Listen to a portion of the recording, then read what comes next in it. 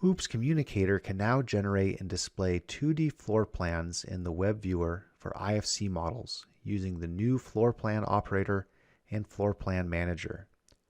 These new controls make navigating IFC models much easier and provide an improved user experience. One way the floor plan improves navigation is by only showing the floor plan for the building floor the camera is on. As the camera switches between floors, the floor plan will update to reflect the floor the camera has moved to. Some of the options of the floor plan include customization of the avatar scale, color, and outline color, the ability to lock the avatar in the middle of the floor plan, having the floor plan shift with the camera movement, or have the avatar track camera movement.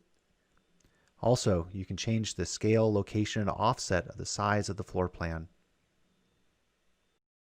A sample floor plan implementation is available in the Getting Started web viewer by accessing the Options control.